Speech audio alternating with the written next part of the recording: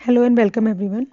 Resuming with the renal pathology lectures, this lecture is about focal segmental glomerulosclerosis. So this is not a single disease, but there are various settings in which FSGS is seen. It may be primary, it may be secondary, and all of them there will be a common histomorphological finding in the glomeruli, and that is presence of sclerosis in the glomerulus, which will be focal and segmental. So there are four terms in this lesion, and focal means that all of the glomeruli of the kidney, they are not involved. There is focal involvement of the glomeruli. So only some of the glomeruli in the kidney it is involved. Then the involvement is segmental. Segmental means that also in a single glomeruli only part of it is involved, not the whole. If whole is involved, it is called global. So here there is partial involvement of the glomerular tuft. So that means it is segmental. So there is focal involvement, segmental involvement of the glomerulus, and what is the most important histology in this? It is sclerosis or fibrosis of the glomeruli. So this is the histopathological pattern that is seen in these lesions. So in FSGS it manifests as nephrotic syndrome, and it is an important cause of nephrotic syndrome in adults. So this you remember as important MCQ. And like in the minimal change disease, again here there is the initiating factor is the defect in podocytes or podocytopathy. So that this is the initiating step, and this podocytopathy or podocytes are the visceral epithelial cells. So visceral epithelial cells, they get damaged, and this may be because of various congenital defects or because of certain unknown circulating factors in the serum that will cause this podocytopathy, and this is the initial step in this lesion. And then it will manifest as either nephrotic syndrome of acute or subacute onset, because the glomerular filtration barrier is damaged because of that podocytopathy. Then there will be increased permeability of the glomerular filtration barrier to proteins, so leading to proteinuria, which may be nephrotic range or non-nephrotic range, and here it will be non-selective. So both albumin and globulins, they will be filtered in the urine. Now there's differentiating point from the minimal change disease that it may have microscopic hematuria. Then azotemia, there will be raised burn creatinine, and hypertension will be present. And FSGS more commonly progresses to the chronic kidney diseases as compared to the minimal change disease, which has a better prognosis. So hypertension may be present. Again, this is a differentiating point from the minimal change disease. Although in both the podocytopathy is there, but this is the more severe form, FSGS. Also, other differences which may be outlined are, first of all, age of onset.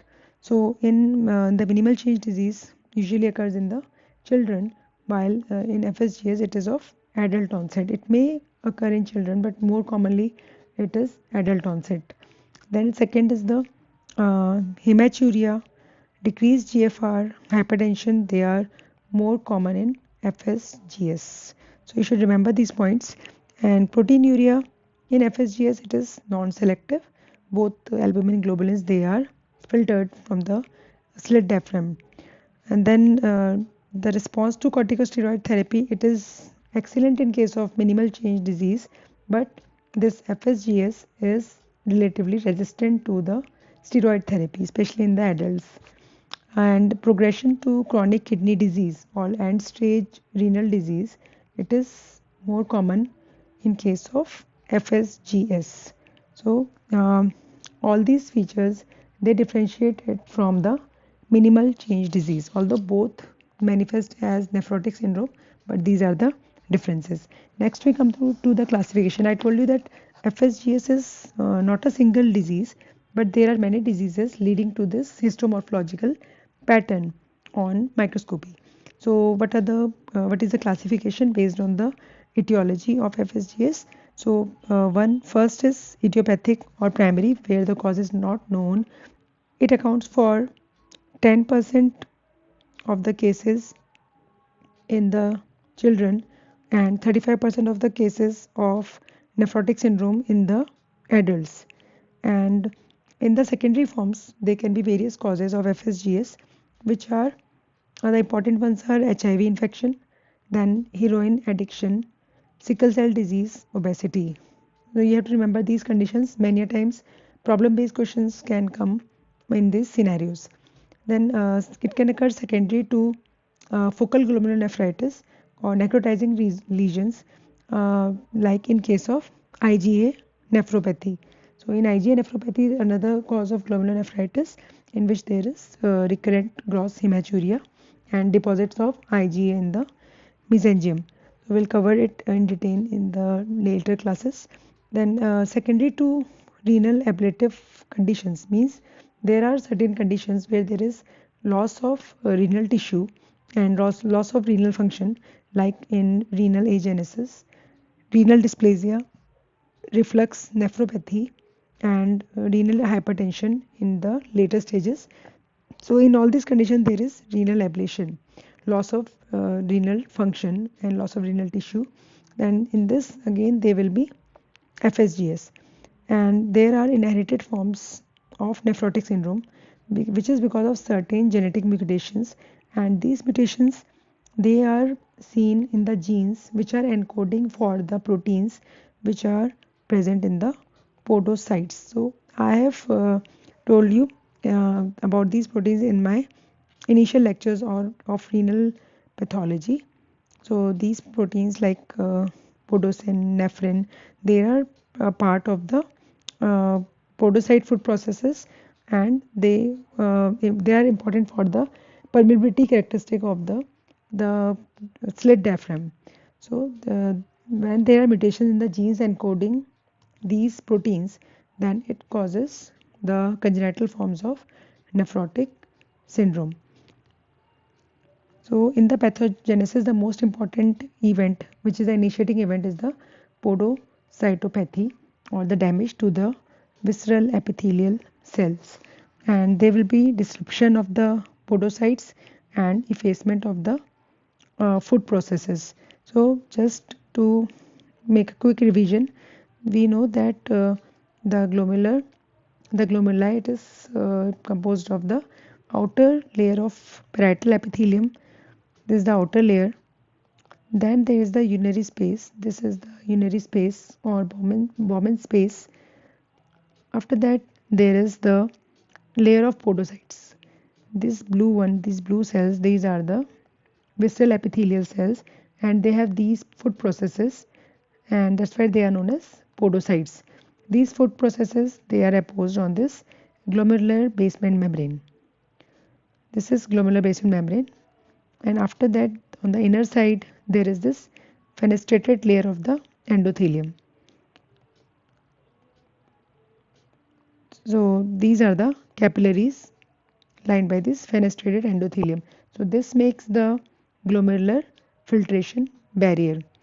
So in FSGS, again there is the damage to these visceral epithelial cell layers, all known as podocytes. So there will be effacement of the podocytes and disruption of these podocytes, and that will cause the increased permeability of the glomerular filtration barrier. And secondly, there is increased proliferation of these epithelial cells also, and there is sclerosis, there is extracellular matrix deposition, there is fibrosis in the glomeruli. So because of this proliferation and sclerosis, these plasma proteins, they get trapped within the glomeruli and they cause hyalinosis. So there is these proteins, they get deposited around the capillaries, hyalinosis, and these later they will cause the compression of the capillary. So this is the important point in the pathogenesis of FSGS.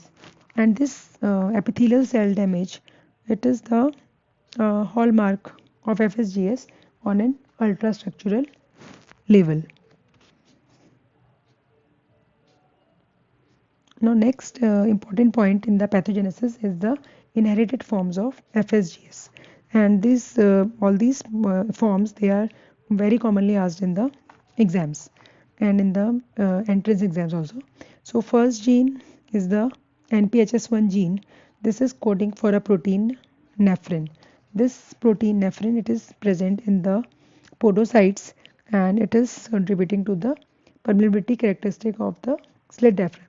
So when there is a genetic mutation for in the genes encoding this protein, it causes Finnish type of congenital nephrotic syndrome. So this is NPHS1 gene mutation, and this disease, it will cause a minimal change disease like glomerulopathy and with the effacement of the podocyte, and it is autosomal recessive in inheritance. So you have to remember this for the MCQs and theory. Then second gene is the NPHS2 gene, and the locus of the gene is 1Q. So in this gene, it codes for this second protein, that is the podocin protein, and it is again of autosomal recessive inheritance, and it will give rise to steroid resistant nephrotic syndrome, which is of childhood onset. So this is the second important gene causing the inherited forms.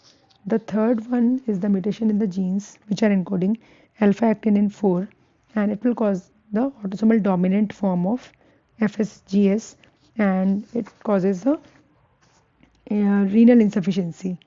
So this is the third gene that is involved, and this has a very rapid rate of progression and renal insufficiency. The last one is the TRPC6 protein encoding genes, and the full form is transient receptor potential calcium channel podocyte protein. And when there is mutation in this gene, it will cause increased calcium influx into the podocytes, and that will cause the defective podocyte function and podocytopathy. So these are the important mutations that you should remember for MCQ and theory point of view, and these all will cause the inherited forms of FSGS. And recent advances, there is another gene, and this, which is the ApoL1 gene on chromosome 22. Again, the mutation will lead to increased risk of FSGS and renal failure. Again, this can come in the MCQs.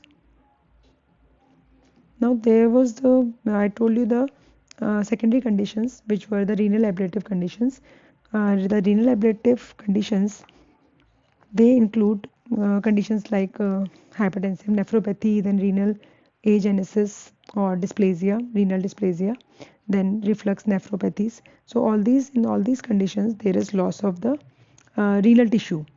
So because of that, there can be compensatory hypertrophy of the glomeruli, and then there can be increased blood flow in the glomeruli and increased capillary pressure that can cause the intraglomerular hypertension, and in some cases can lead to systemic hypertension.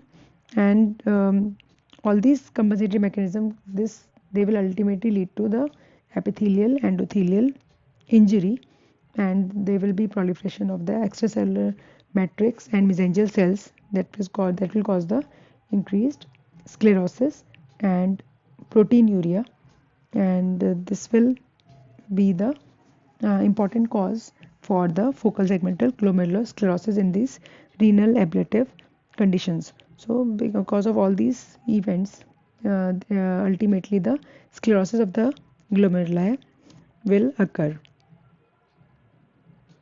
Now next we come to the microscopy. So biopsy, it is the gold standard to diagnose FSGS, and in the microscopy sometimes the lesions may be missed because the lesions, they are focal, they does not involve all the glomeruli, and the lesion will be also segmental, so they will be involving a part of the glomeruli. So there will be sclerosis uh, in the glomeruli, and that will cause the collapsing of the capillaries. So capillaries, they will collapse because of the increased extracellular matrix deposition. Then there will be hyalinosis, that is plasma protein entrapment within the glomeruli, that will cause the narrowing of the capillary lumen. So capillary lumen, outside the capillary lumen there will be hyalinosis, and that will cause the narrowing of the capillaries. And hyalinosis and will also lead to the thickening of the afferent arteriole in the later stages, and in the later stages also there will be global sclerosis. So initially the only a segment of the glomeruli is involved, but in the later stages there is involvement of whole of the glomeruli by the sclerosis. So again you see in this picture, this is the glomeruli and this is the area showing the sclerosis, and here there is a small area showing this hyalinosis. So also in the later stages there can be tubular atrophy and fibrosis in the interstitial space. So these are the late consequences seen in case of FSGS. So again this picture I have taken from this site, and here you see there is this glomeruli, and in the center part there is this sclerosis, and this is again here demonstrated by the special stain, that's a Mason trichome stain. So all these areas, these are the areas of fibrosis or sclerosis. Now there are different histological variants of FSGS, and the one variant is the perihilar, where the area around the afferent arterioles is involved. Then second is the tip lesion, where the area which is near to the proximal tubules, it is involved. So the tip lesion, they have got the best prognosis. Then there are the collapsing lesion. The collapsing lesion has got the worst prognosis, and in the collapsing lesion it is commonly seen in association with HIV or in association with drugs like pamidronate, and there is the collapse of the capillaries because of the intense sclerosis. So this is the another variant. Then another variant is the cellular variant, and cellular variant, there is proliferation of the epithelial cells and the capillaries. So these are the different variants, and the best prognosis seen in the tip lesion and the worst seen in the collapsing. So again this comes in the MCQs. So collapsing variant of FSGS, it is seen in association with HIV and sometimes with pamidronate toxicity. And here what are the salient features? There is because of the increased sclerosis, there is retraction of the glomerular tuft, it is retracted. Then the capillaries, they are narrowed, and the visceral epithelial cells, it is swollen. So there are swollen visceral epithelial cells, and then there will be intracellular protein droplets. The importance of collapsing variant is that it has a very poor prognosis, and rapidly it progresses to the end stage renal disease. So you should remember these important points about the collapsing variant. Now in electron microscopy there is diffuse effacement of the food processes which will be seen. In immunofluorescence there will be deposits of IgG and C3 in the mesangium and in the areas showing the sclerosis. And the disease is associated with rapid progression when there is nephrotic range proteinuria is high, then there will be rapid progression to chronic kidney disease. And it also depends on the degree of renal insufficiency at the time of diagnosis. Then also depends on the histologic subtype, because collapsing variant has an unfavorable course and the tip variant has a good prognosis. And lastly, The prognosis in adults is poor because there is poor response to steroid. This is the differentiating feature from the minimal change disease, and even after the transplantation or receiving the allograft, there is presence of recurrence which is seen. So because of this, it is said that there is some factor in the serum which is causing this FSGS, because even after the transplant there is recurrence seen. So that unknown factor is there in the serum which is again causing this FSGS. Now prognosis is better if the disease occurred in children, and the chance of renal failure are about 20% cases can be seen in 2 years time. And lastly, the takeaways. The most common of nephrotic syndrome in adults is FSGS. Important associations are renal agenesis, sickle cell anemia, HIV, heroin addiction, and there is non-selective proteinuria. Problem-based questions can come on FSGS, like a drug addict presenting with a history of progressive renal disease, or presenting with acute or subacute nephrotic syndrome, or presenting with nephrotic syndrome unresponsive to the steroids. The answer will be FSGS. Or then histological variant with the worst prognosis is collapsing variant, and with the best prognosis is the glomerular tip variant. This disease often does not respond to steroids, and recurrence is common even after renal transplant. So these are my reference, and I've taken images, and the sources of the images, they are given there, and you can also refer to my lectures which are on the basics of this glomerulonephritis. Thank you very much, and feedback is most welcome in the comment section.